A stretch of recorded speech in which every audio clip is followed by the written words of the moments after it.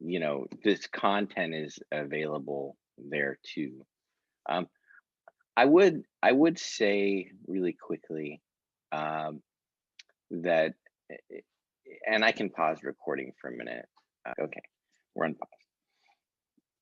So there's a big point here, and I'll just make it really quickly if you didn't see it from the other videos. And let's see, Ryan, are you here this morning? Do you want to talk for a minute? Ryan Turlip. How about Jacob DeMonico? Hi. Hey, how's it going? I'm good. How about you? Pretty good. You know, you got a cool last name. Thank you. From Monaco or of Monaco.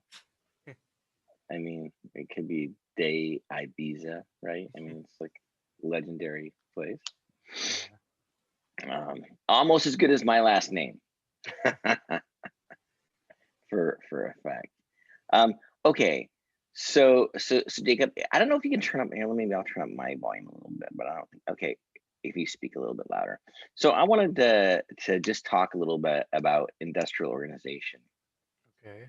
And so what we're doing right now, and this is a really big picture, so hopefully this makes sense, right? We have the competitive equilibrium, and as I said before when we started this, we have monopoly equilibrium.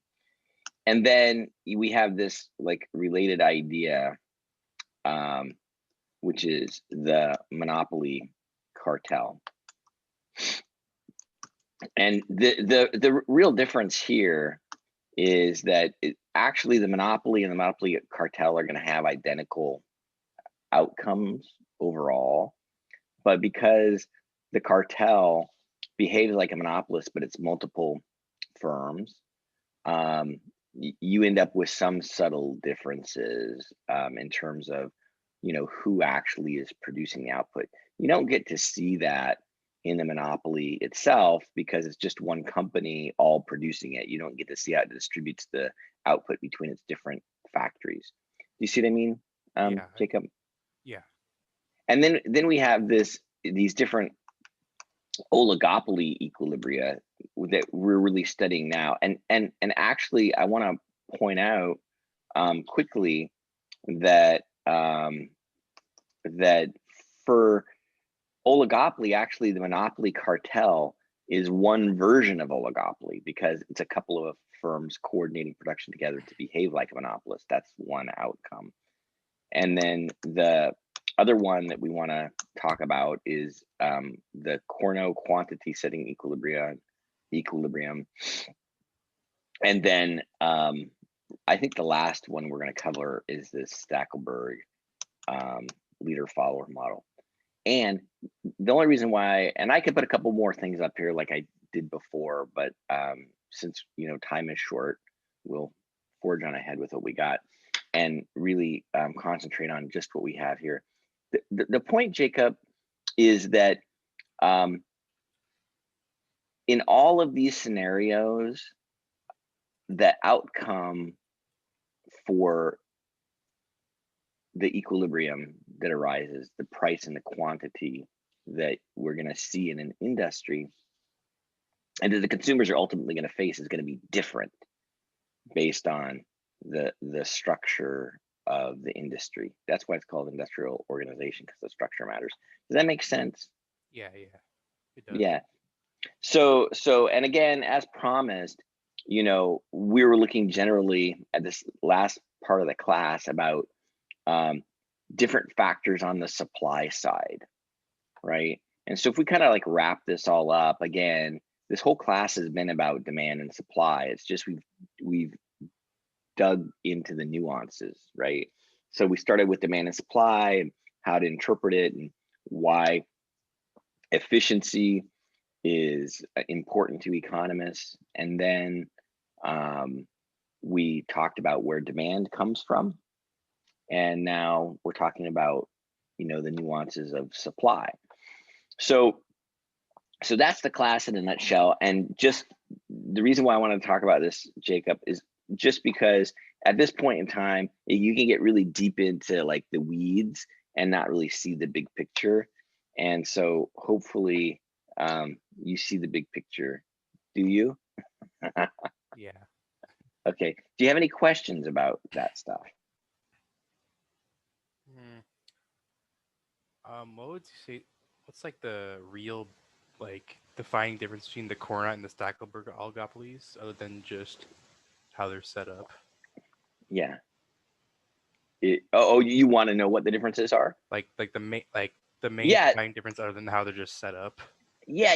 So the Cournot is about an oligopoly where, and this is, like at a conceptual level, and there's like something else to be learned here, which is a little bit deeper. And I'm glad you asked about it. But maybe you didn't mean to ask about this. But so for Cournot, we're modeling competitors in an industry, and we focus on the duopoly model, which is the simplest version of Cournot. But there are only two of them in the version we're talking about. But the competitors are otherwise symmetric. Neither one has any advantage over the other one, right? So it's like, oh, I don't know, what's a really good example? I mean, maybe to some extent, like, gas stations that are on the corner, right? You see a Shell across from a Chevron, and actually that's kind of, a lot of people model that as being kind of like an oligopoly, because they think of the location as being unique. And so even though there's gas stations across town and stuff like that, like when you need gas, right, you won't need a gas station that's close by so you don't run out of gas, right? Yeah. So if you see a Chevron on one corner and a Shell on the other corner, they're competing with each other. And there's not necessarily, a reason for you to prefer one over the other. Neither one has an advantage. They both have the nice snack shop, and they're well taken care of. So that's kind of like a Cournot type setting, that the competitors are supposed to be symmetric in their position within the market. Now, you can introduce asymmetry into Cournot, and in a lot of our problems we do. And the way we introduce the asymmetry is we talk about differences in the cost of production, and that affects the equilibrium. And basically the takeaway is, if you're a low cost Cournot competitor, that you get a greater market share. That's not a big surprise. But from the consumer's perspective, the buyer's perspective, the firms are producing identical products, and there's no reason to prefer to go to one over the other, except for if there's a difference in the price. And we know they both, in Cournot, they get to this Nash equilibrium price, so they're both charging the same price. So I would put there's symmetry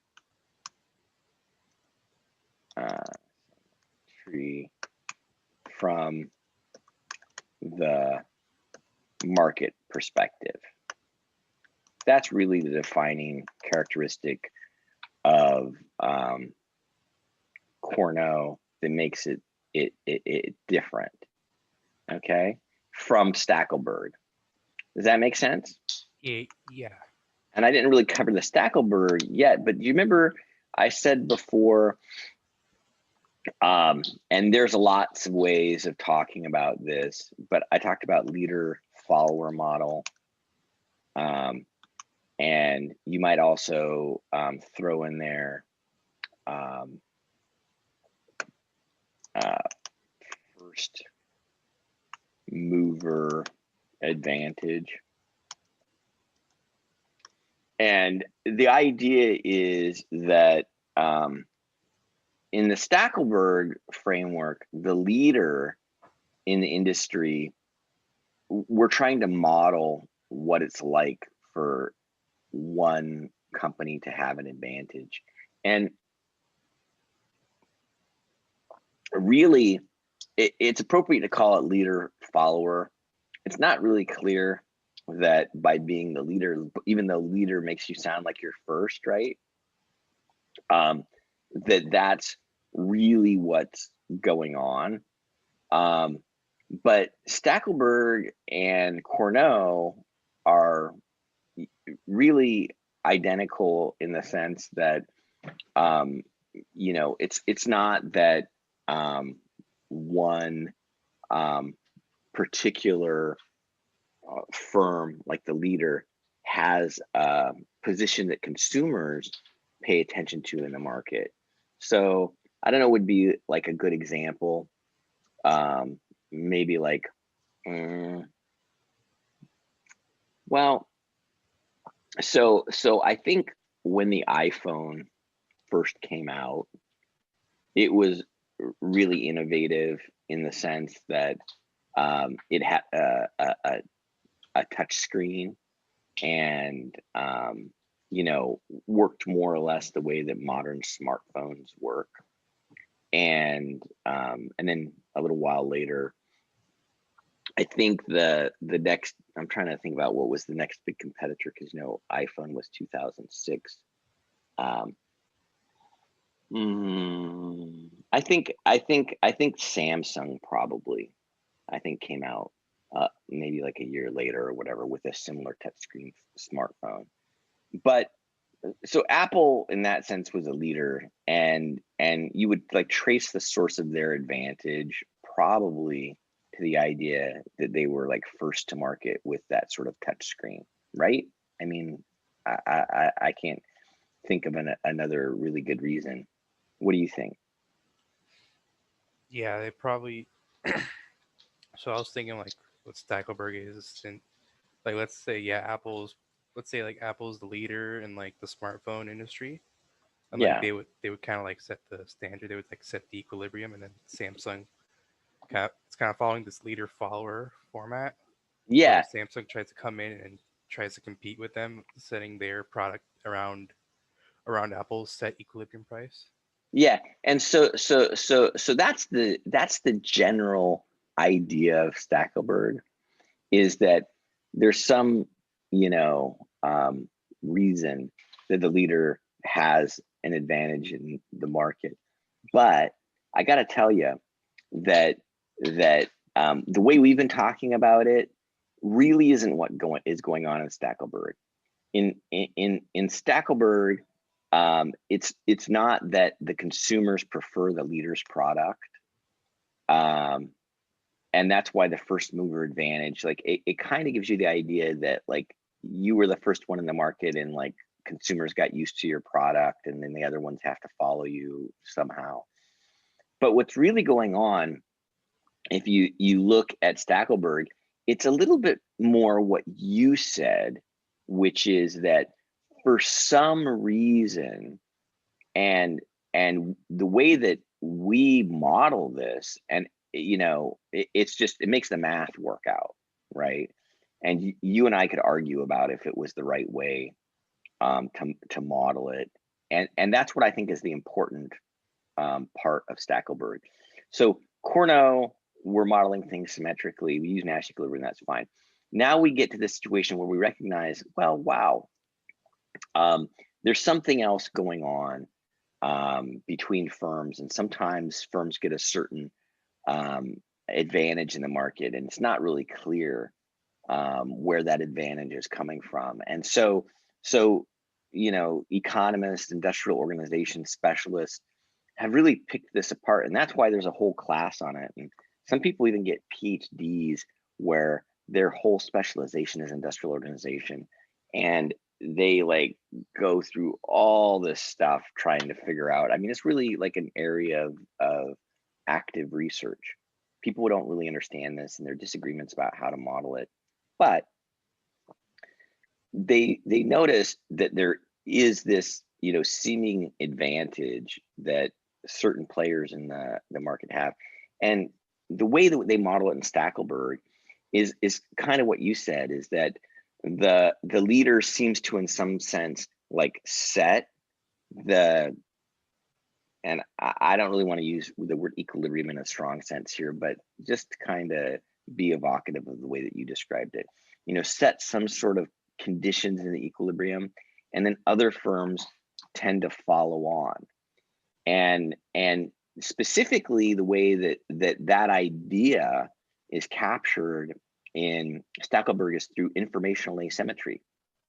So and you could ask yourself, well, like, how, you know, why, you know, is it done that way? And I would just say, well, it's just because, you know, the math works out and gives us this idea that, you know, other things being equal, the leader will have some sort of advantage in terms of their position in the market. And I also want to point out that it's not always the case that the leader will end up with the greatest market share. It depends upon other things like, you know, the costs of the firms relative to one another. But as long as the leader knows something that the follower doesn't, that's the informational asymmetry, then the leader will always gain an advantage over, meaning in terms of, you know, market share and profits. That's gaining an advantage. Remember, firms are always trying to maximize profit. So whenever we talk about an advantage in economics, it has to translate into an improvement in profits. And so for Stackelberg, because and this is the way that we do it is, like I said, informational asymmetry. The one thing that makes the Stackelberg leader different from the follower is that Stackelberg leader knows the reaction function.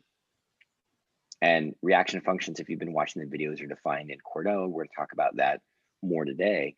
But the leader knows the reaction function of the follower, and the follower does not know the reaction function of the leader. And that's it. So I could put first mover advantage modeled by information that the leader has that the follower doesn't. And so in that sense, there's informational asymmetry. And it also is different from Cournot in the sense, remember, up here we say that the Cournot competitors are symmetric. They know the same information as one another. Neither one of them knows the reaction function of the other, right? Yeah. But when we get to Stackelberg, then suddenly we say, we're going to let one of them know something the other one doesn't. We're going to model that one can condition their response on the reaction function of the other, and that makes them asymmetric. So it depends upon, you know, how many levels of layering that you want to do to the explanation. You can go with this really high level, well, one's the leader, the other one's the follower. We're trying to model that, and we're looking for some math that works. Or you could, you know, say, well, let's just focus on the math. What's going on with the math? One Cournot, neither one of the firms in the math knows the reaction function of the other. But in Stackelberg, we introduced the reaction function of one of the firms, the follower's reaction function, into the leader's profit maximization problem. So hope that helps. But did I answer your question? Yes, you did. Okay. All right. So that being the case, let's go ahead and focus on Cournot. All right. So for Cournot, we really have to think about this residual demand function. And again, I'm not necessarily going to cover everything today because it's already in those other videos.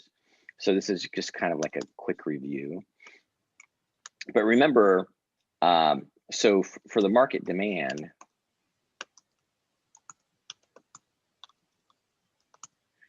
we have some equation like, and I'm gonna forget the subscripts and stuff like that right now, just because A minus B Q, and in duopoly, remember that Q is the market quantity, is going to consist of the quantities for firm 1 and firm 2 combined together, right? So then we can talk about the residual demand, and residual demand means the demand that's left over. That's what a residual is, like the leftover amount. The residual demand for each of the firms. So I'll say the residual demand for firm 1, and let's there. So I'll say P1 is going to be A minus B, and now I'll just put in, for Q, I'll put Q1 plus Q2. Do you see what I did, Jacob? Yeah.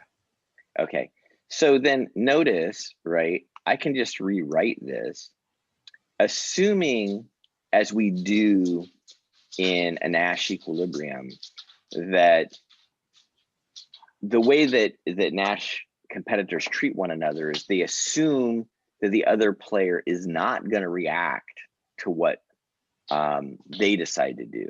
So we can treat Q2 as though it's fixed from the perspective of player 1 or firm 1.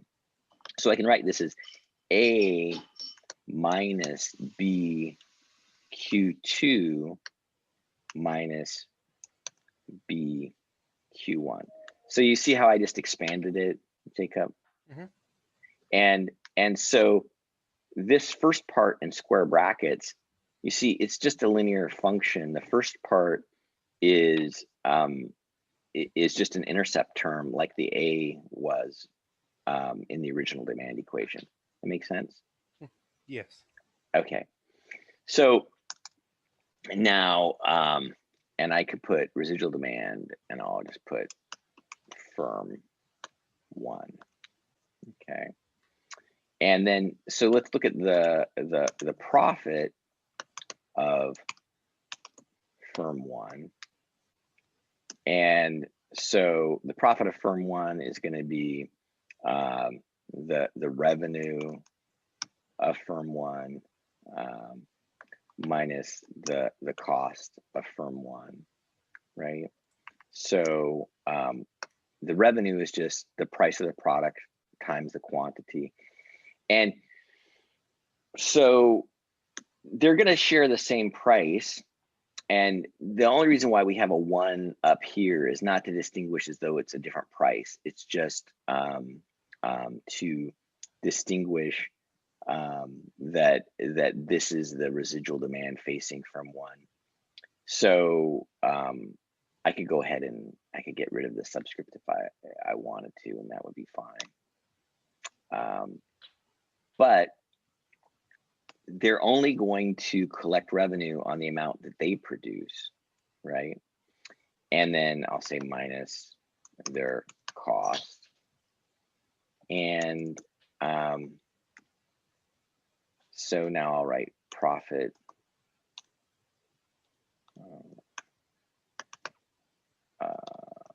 I'll just put profit 1 for the profit of firm 1.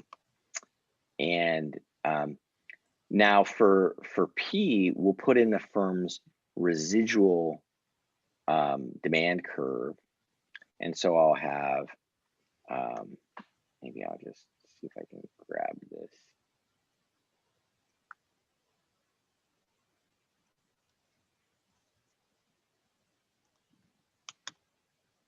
Okay. And minus, and I'll just put cost here. And I'll put all of this in curly brackets because the thing we didn't do yet is we didn't multiply by Q1. Okay. So you see how I have the revenue, Jacob, there, and then the cost. Does that look good? Okay.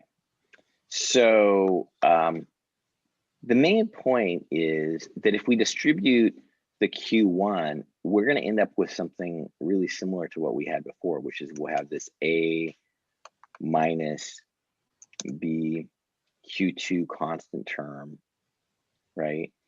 And again, I'll put it in brackets, times Q1 minus B Q1 squared. And I should put this in parentheses here, minus the cost. So does that look good? Mm-hmm. Okay. And then remember, the way we maximize profits is,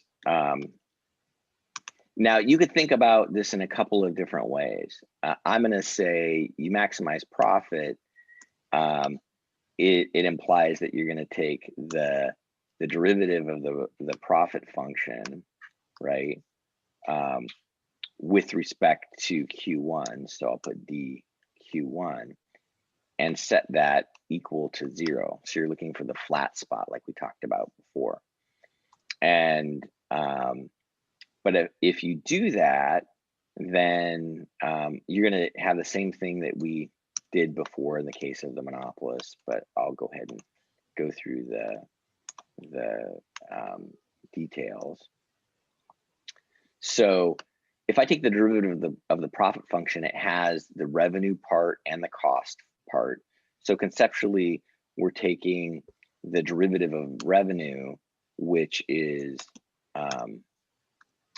with respect to Q1 only, right? So we treat Q2 as a profit minus the derivative of the cost function with respect to a Q1 only.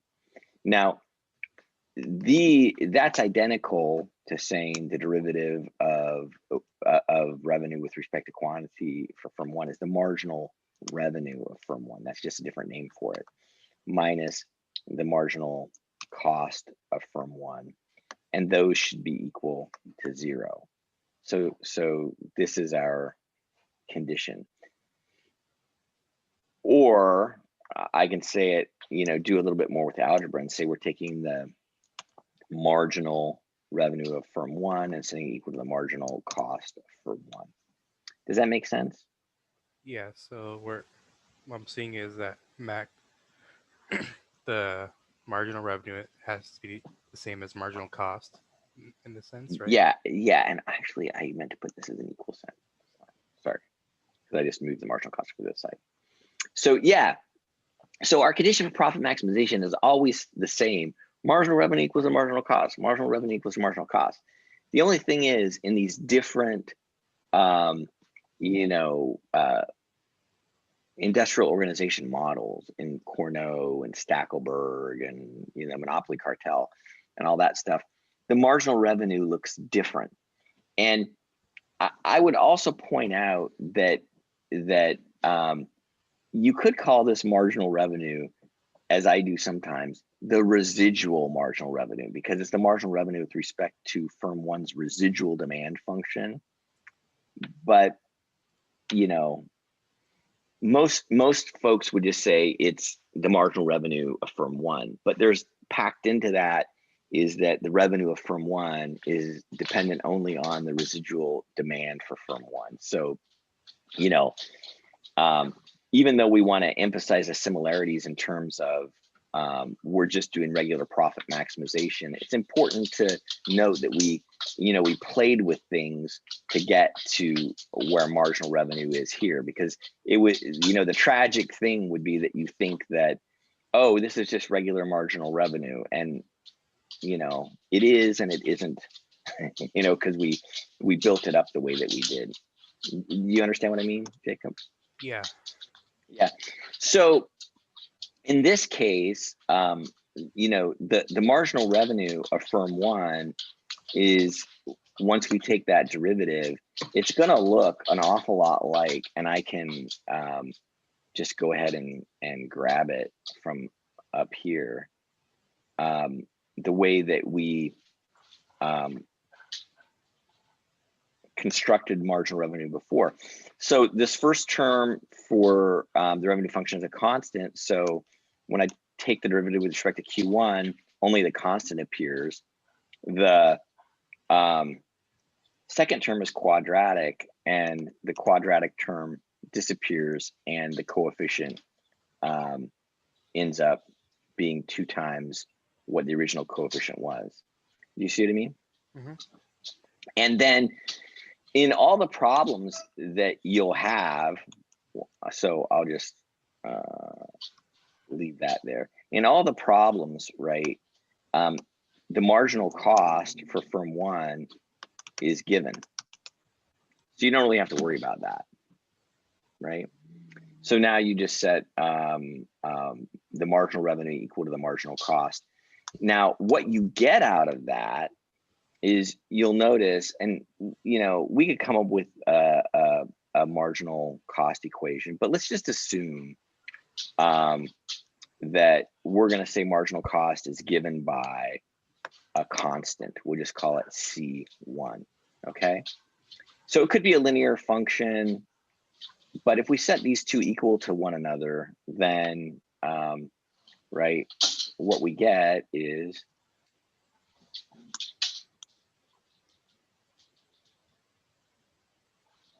marginal revenue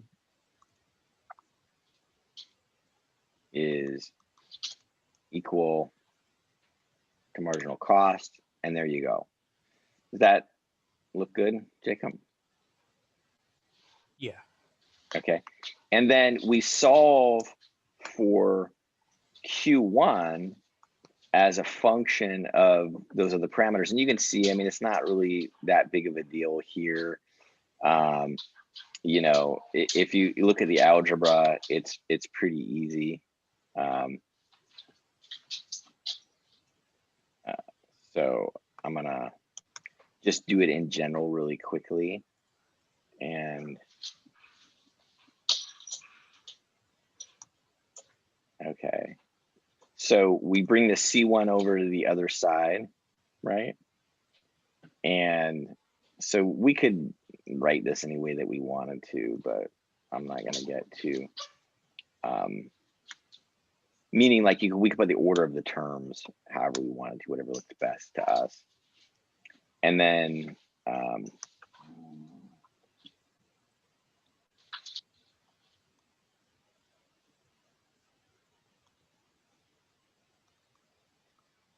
okay, yeah, so does that look great to you as far as algebra?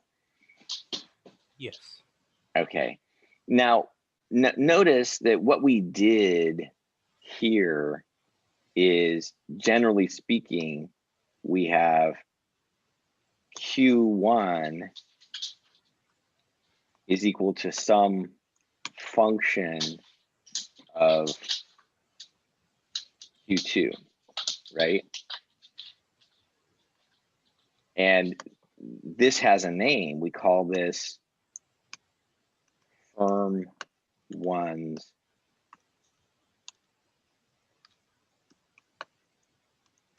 reaction function. And some people also call it the best response function. Okay, so do you see what I mean, Jacob? Mm-hmm. And so once we have the reaction function for firm 1, what it tells us is, for each given amount, and I'll use the little arrow here, for each amount of Q2 that firm 2 decides to produce, Q1, or the output for firm 1, is going to change in a way that firm 1 is always reacting to firm 2's output choice to try to maximize firm 1's profit. You see, so that's why it's the best response function. It's like saying, whatever you do, okay, I'm going to change my output because I want to maximize my profits. And since we share the market together, generally what you see is, notice there's a negative B here, Jacob. Yeah. So generally what happens, if you decide to produce more, I decide to produce less. Why? Because again, this whole thing was formulated for me maximizing my profits. So I know based on my costs and how much output you're going to choose to produce, what the market price is going to be. Obviously, if you produce more, the market price is going to be depressed. And because of that, it's not as profitable for me to produce as much as I was going to before. And I want to point one other thing out really quickly here is, notice in the special case that Q2 was to equal 0, Q1 would be the monopoly output for firm 1. It may not be obvious and you'd have to work it out. And it's, you know, when you look at the other lecture that I have posted, I go through it in more detail, but it makes sense, right? If Q2 decides to produce 0, if firm 2 produces 0, they're leaving the entire market to firm 1. And so firm 1 should behave like a monopolist, right? Yeah. Okay. So let me do this really quickly. I want to grab this stuff. I don't know if I'm going to need this other stuff or not, but I'll just grab it in case. So for the Nash equilibrium,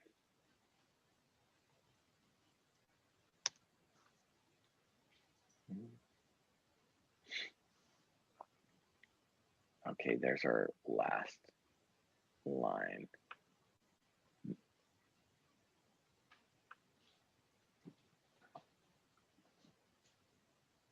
Okay. For the Nash equilibrium, or the Cournot equilibrium, it's a Cournot-Nash equilibrium, the Cournot-Nash equilibrium.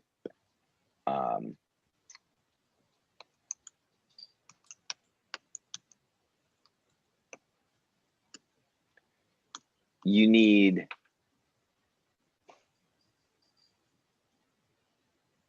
the reaction function for firm 1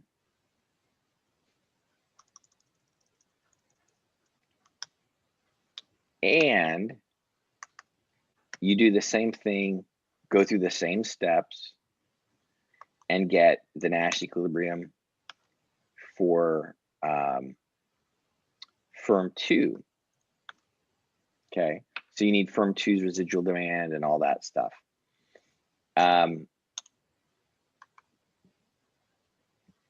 Okay. And then what you do is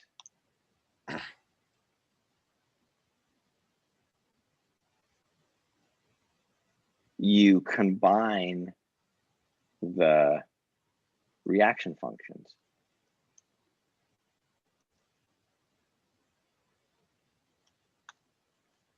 So for Q2, and so maybe it because the functions are going to be different, so I put F1 and F2 to distinguish between them.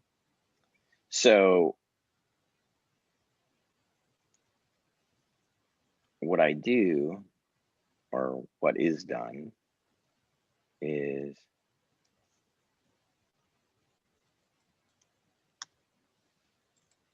now if I solve the combined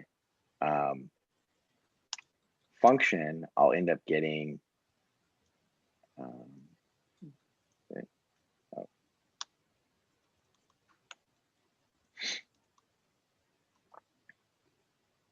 so this will give me a Q1 NE if I solve that, our Nash equilibrium output for firm 1.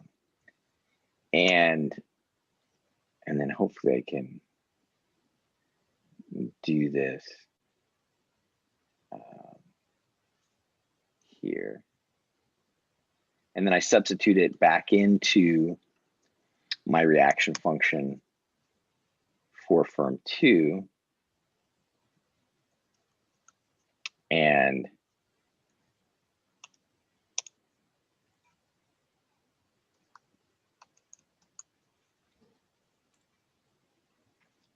so these are all the steps. And then the last thing is to note that the industry level of Nash equilibrium output, right, is Q1 NE plus Q2 NE, and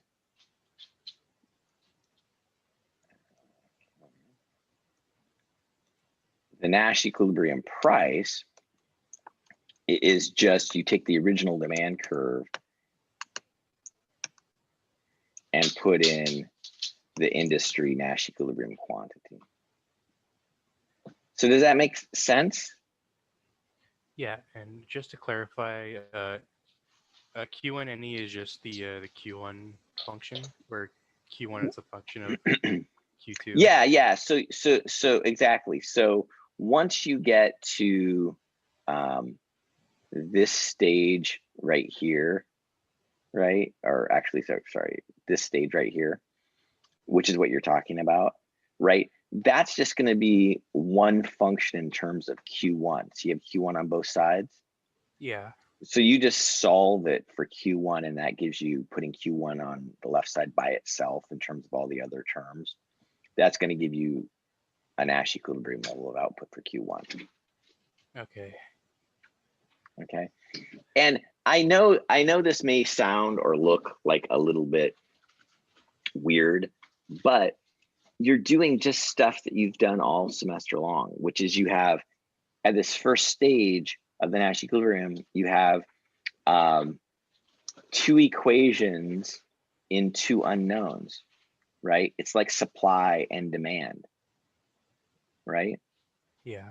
And then, I mean, it looks weird because we down at this stage, where by just stating it generally as a function, it makes you think that you could have something that's nonlinear in there. Kind of like, remember how we had, in the case of the consumer choice problem, we had the tangency condition and the budget condition, and the tangency condition was nonlinear. So, it was still 2 equations and 2 unknowns, but it was a little bit like different. We didn't know for sure that it would be easy to solve, but it turned out that it was easy to solve. I think, and I'm pretty sure, that for all the questions that you're going to have in on the homework and on the exam, these equations are going to both be linear. So they're just going to be like simple demand and supply linear equations. Okay. So when you combine them, they're going to look very familiar, and you're going to be able to solve it by putting, Q1 on one side of the equation pretty easily. So I say pretty easily, in quotes, because there's going to be a little bit more algebra than you're used to with the simple supply and demand that are both linear, but it's going to be pretty straightforward to go from this line to find out what Q1 is by itself. Okay. Yeah. Okay. So this is how we do it, and let me go ahead and stop sharing, and then share the screen for Safari, and just let me know if you can see Ignitium here in a minute. It's like only the tab bar at the very top. Okay. So let me try again. Share screen there. Now can you see it? Yeah, it's better. Okay. So let's go forth and conquer. So it says, consider the Cournot duopoly, firm space and inverse demand function, blah, blah, blah. Here are their marginal costs. What quantity of output will the duopoly produce? So here you got to do everything. Basically, it's those last 2 lines. And here you can see it's, you know, what the firm will, each one of the firms will produce. So basically all the steps. The only thing that's different is when you get down here to the profit, remember that you've got the fixed costs here and you've got the marginal cost.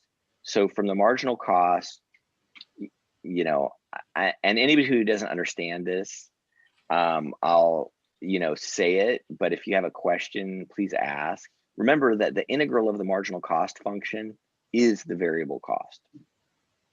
So you have variable cost information here. And okay, so I don't know if I'll like this particular problem. I'm gonna change the problem, see if we get a nicer one.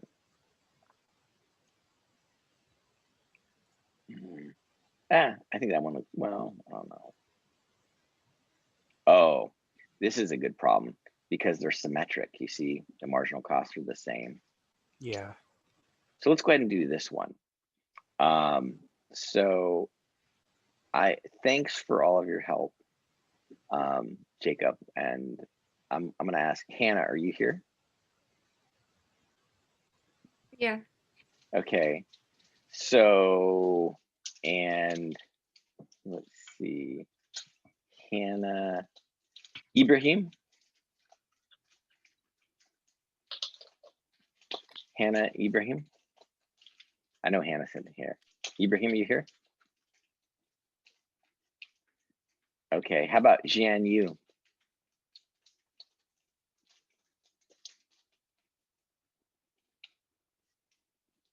Ricardo Ruiz. Hello. Ricardo, you here? Okay. Yes. So I'll put you and Hannah and Derek, you're in my feed too. You there, Derek? Yeah, I'm here. Okay. So I'll put you and Ricardo and Hannah in charge of figuring this out. And let's go ahead and we'll kind of do it in pieces. And so questions 3 and 4 are really kind of like you do first and then you can answer 1 and 2. So we'll do questions 3 and 4. And so I have Hannah. Wait, are we doing 1 or are we doing 3 and 4? Well, you're going to have to do 3 and 4 to do 1 and 2. So let's do 3 and 4 first. Okay. Hannah, Derek, and Ricardo. Type ready.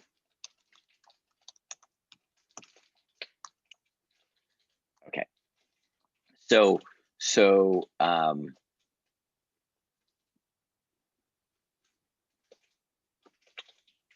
let me know when you're ready.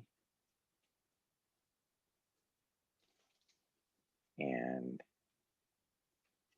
I will give you all, it's 8:37.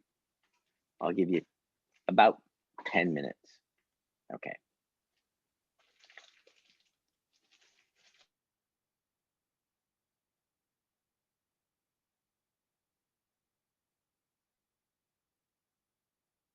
Okay, resume recording.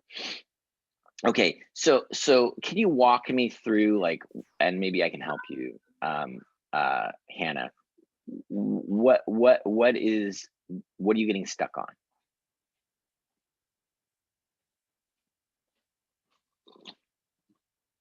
You there? Yeah, sorry. Honestly, mainly just starting the problem because I was looking at what we were just doing and I'm a little confused. Well, okay. So I'll give you, so your first line is you have the demand. So you should have somewhere on a piece of paper, P is equal to 143 minus Q for the demand. Minus 6Q. Minus 6Q, yeah, right. You have that? Mhm. And notice it's a big Q, right? And this it's not like typed out this way, but it's okay. I mean, you should understand from the context. But that Q with a sub B on it, that's the market quantity. It consists of Q1 plus Q2, right? Okay. I mean, you know, you don't have to agree with me if you don't agree with me. No, I'm Really. agreeing with you. Yeah, Sorry, yeah. if I sound amused. I'm just You know, tired. yeah, it's fine. That's fine. It is early. But anyway, so yeah, I mean, Q is Q1 plus Q2. Do you agree, Ricardo? Are you on board? Could you repeat that really quick? A big Q is Q1 plus Q2? Yeah. Yeah, I repeated it. What else? Is that good? Yeah. Yeah, I yeah. plugged that in to the equation. Yeah, and so then you could do this, and you have to do it for both of them. So you could like separate it. You know, you have residual demand for firm 1 and firm 2 then, right? So for example, are you with me, Hannah? Yeah. So remember we had like on our screen before, we had like the P1. So P1 is going to be 143 minus 6Q2, right? Because it's the residual demand for firm 1, and then you're distributing the 6 over the Q1 plus the Q2. So it's gonna be 143 minus 6Q2 minus 6Q1. Okay. Make sense? Yes. Right? Are you following, Ricardo?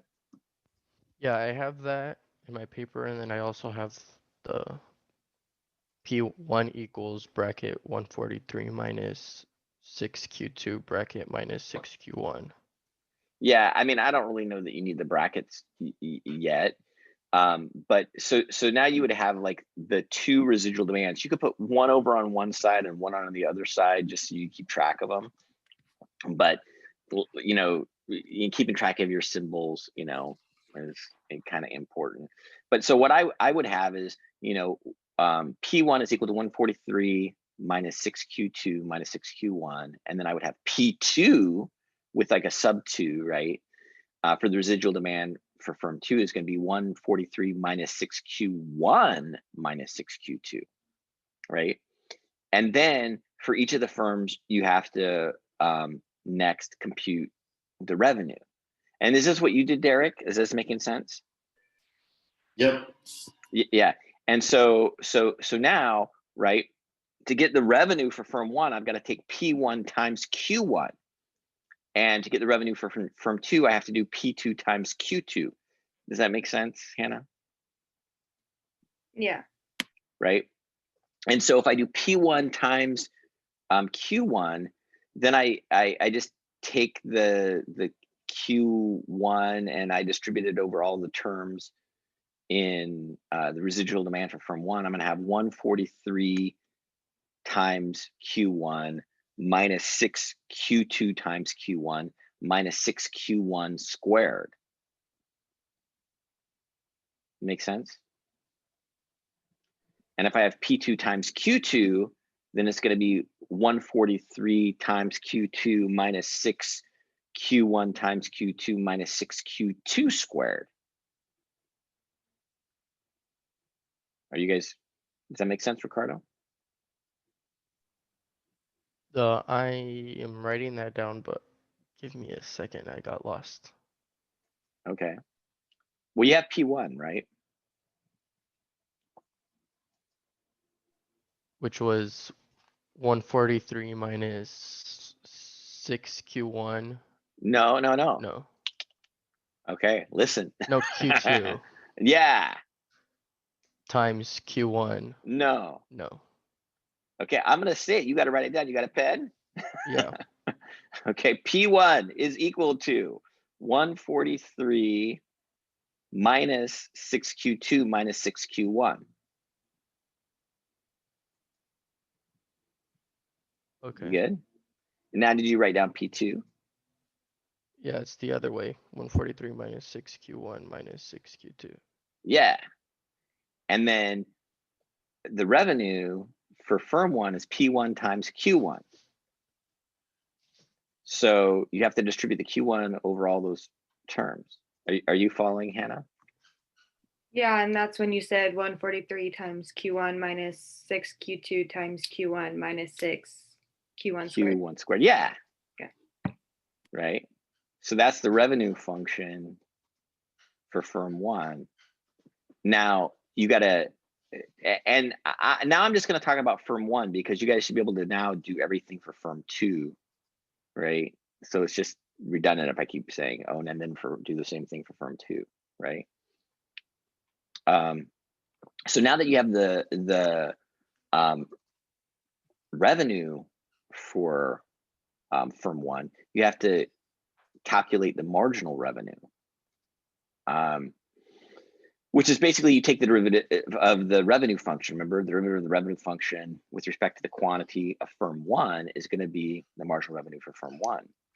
So that's really easy because you have 143 times Q1, and 143 is just a constant. So you have, for that first term, the marginal revenue for firm one, I would write MR1 is equal to 143 minus 6Q2 minus 12 Q1. Do you see? Yes. There's a quadratic. Again, you drop the quadratic term in front. So 2 times Wait, 6 did the is 12. second term, was that minus 6 Q1 or minus 6 Q2? For the marginal revenue for firm one, Yeah. remember it's P1 is 143 minus 6Q2.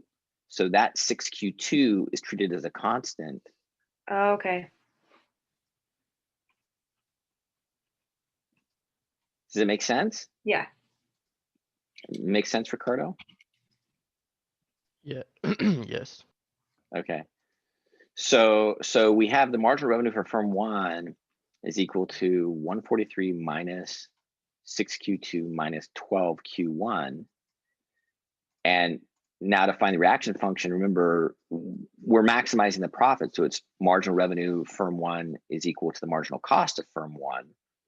So you've got the marginal cost for firm one is given here in the problem.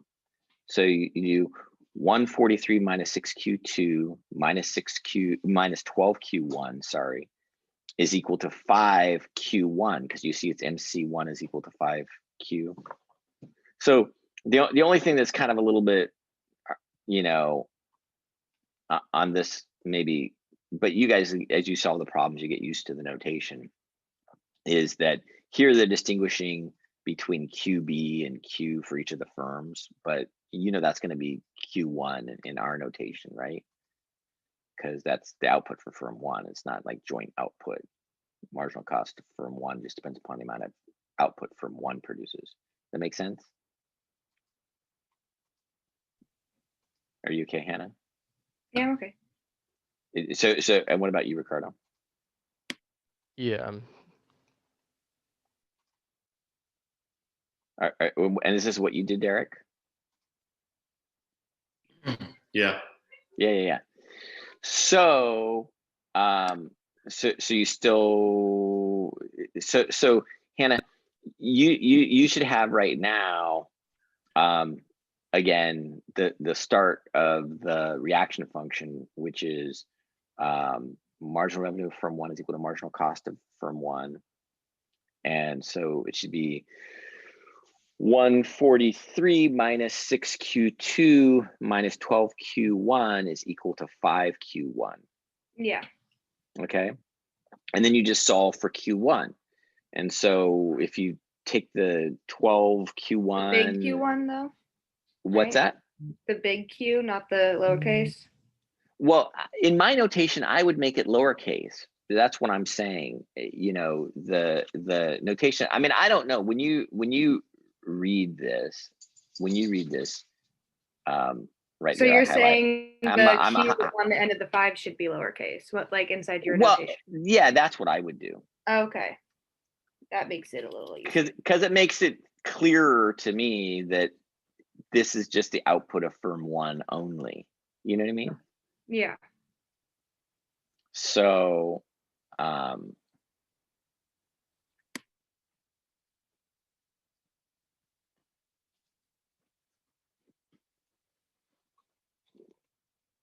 So again, I would have where MR1 is equal to MC1, I would have the 143 minus 6Q2 minus 12Q1 is equal to 5Q1.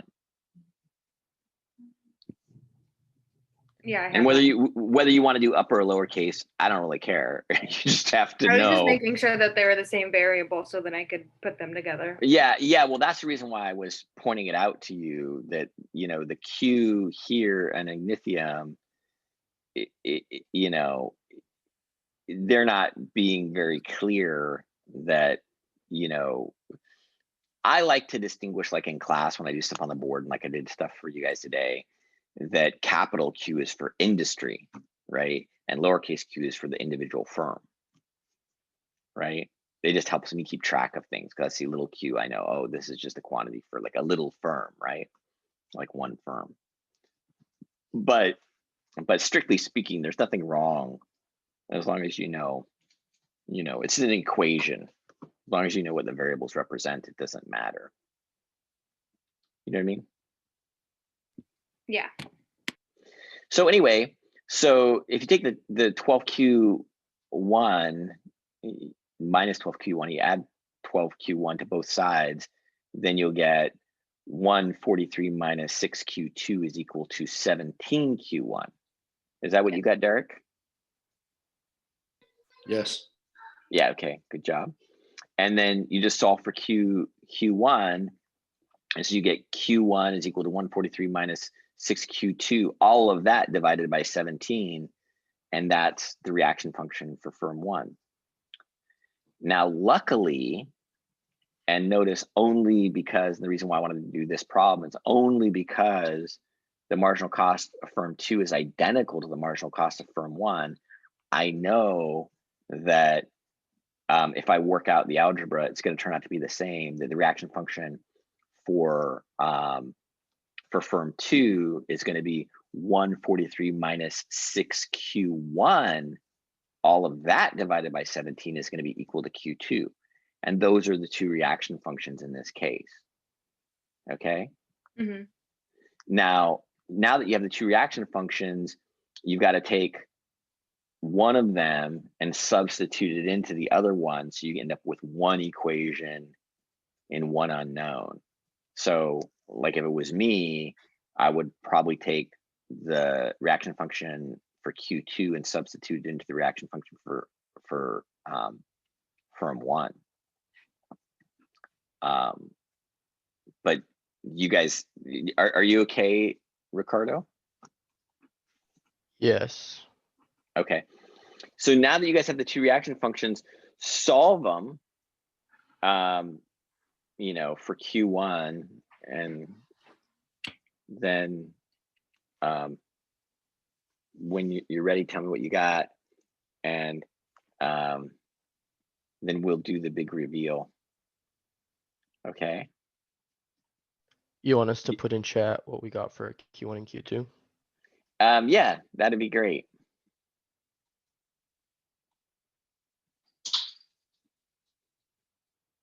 Derek, if you want, you can go ahead and put yours in now for Q1 and Q2. Or maybe wait a minute until they put theirs in first to see, because I don't know. I'll bet you have the right answer, Derek. Yep. Okay. Okay, but you still have Q2, so you just have the reaction function there, Ricardo. Yeah, I'm still working on Q2. Okay.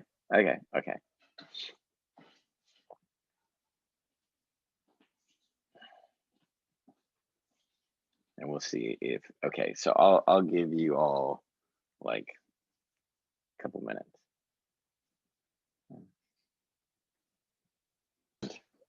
And what about you, Ricardo? You all good? Well, I got 6.21, but I guess I just didn't round. I didn't look at that.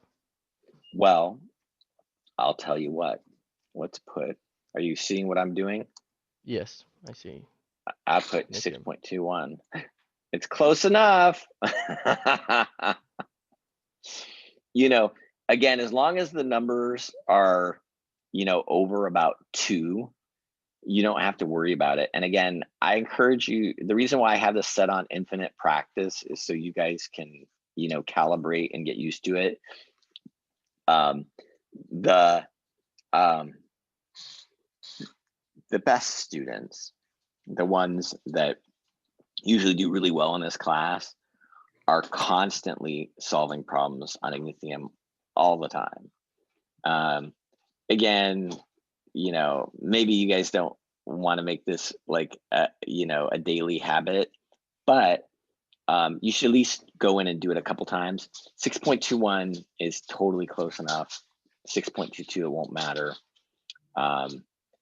Like I said, the only time you really have to worry is once the numbers get less than 2. If your number, Eric, was like 1.89, okay, then you might want to be really careful about your rounding on the second digit, or even put in like 4 digits of precision, like 1.88325 or something. You know what I mean?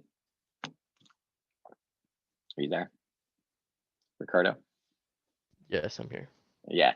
So anyway, I'm just telling you, so like heads up, right? Okay. So, and then obviously up here, the quantity of output for the duopoly is they're both together, right? So is that good, Hannah? Yeah. Okay. You just add them together, you said? Yeah.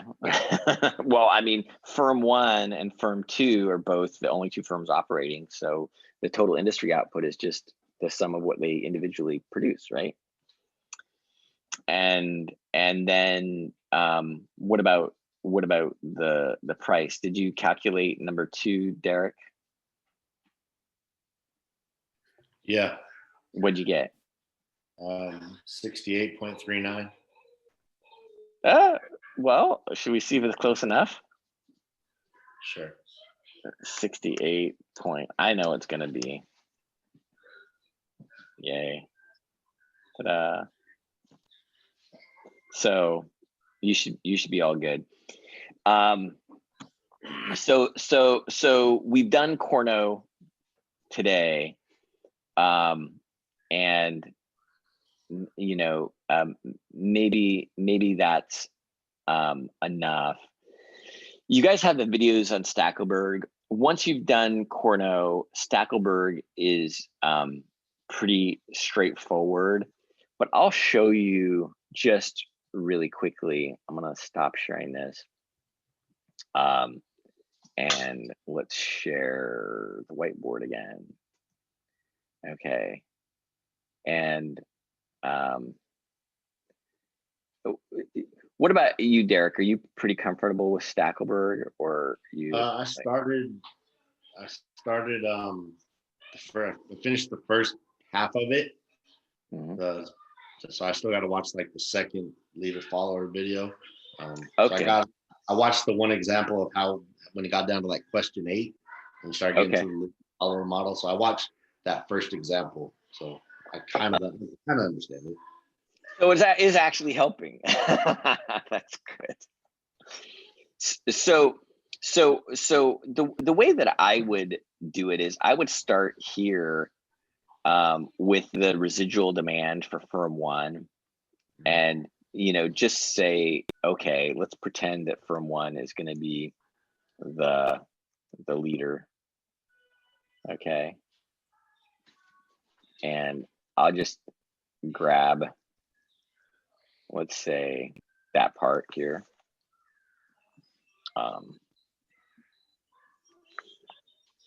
And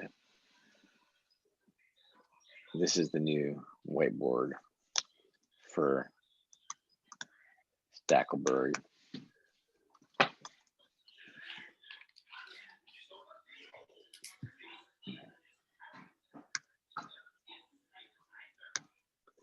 Okay.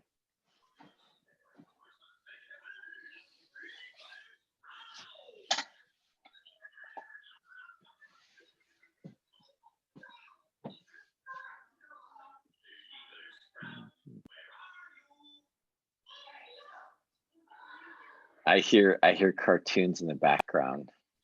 Yeah, so I'll mute my mic. That's what? So sorry, I'll mute my mic. No.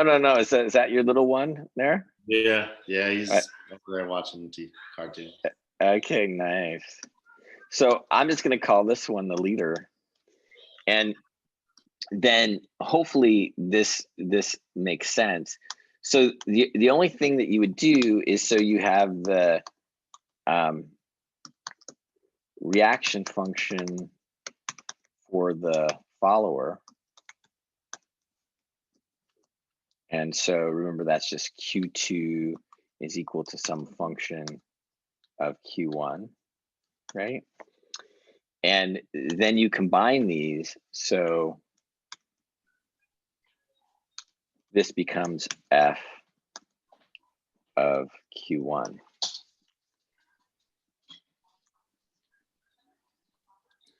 And then you proceed as you normally would. Then you get the profit for the leader, and does this make sense, Derek? Yeah.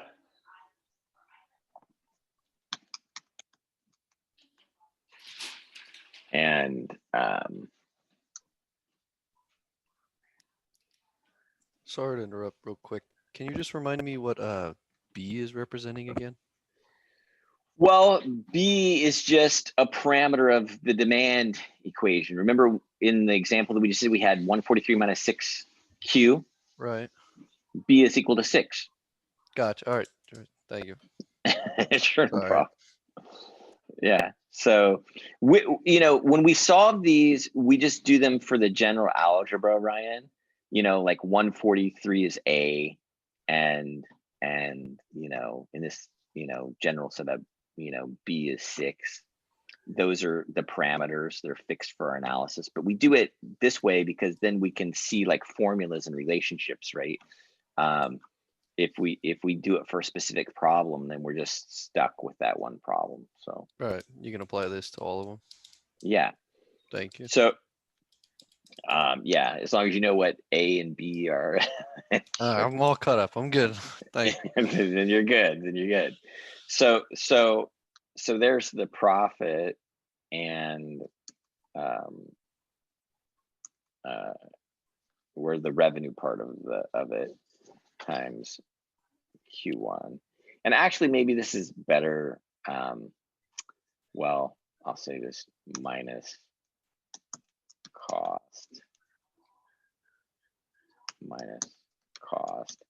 But we end up getting the same thing. Derek, you good? Yep. Which is maximizing the profit for the leader. You get marginal revenue for the leader. So I'll put an L for leader. Marginal cost for the leader. The marginal cost is going to be given. So the marginal revenue for the leader is going to be based on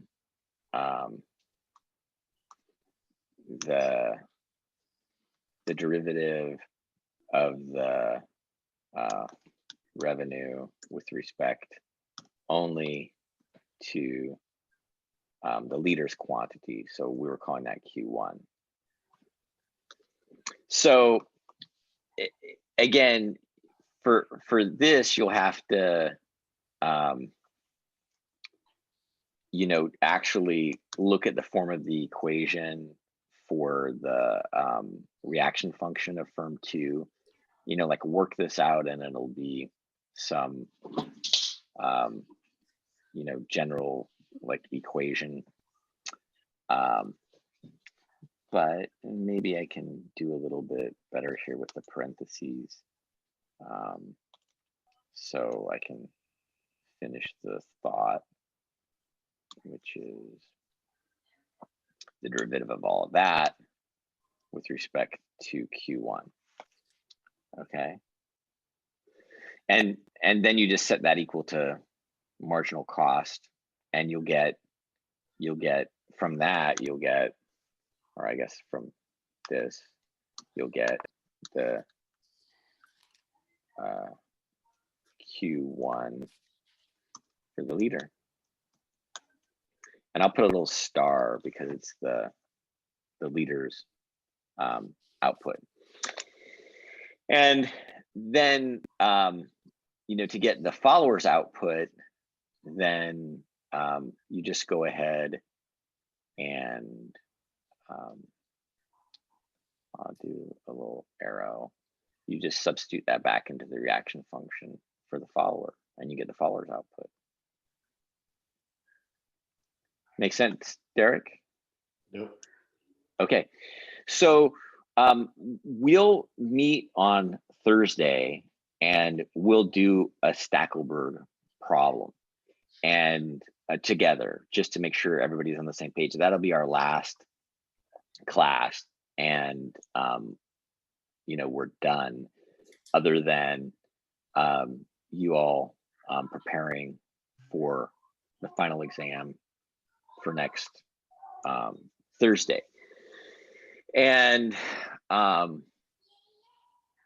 yeah, so if you have questions or anything like that, then go ahead and, you know, make sure that you have them ready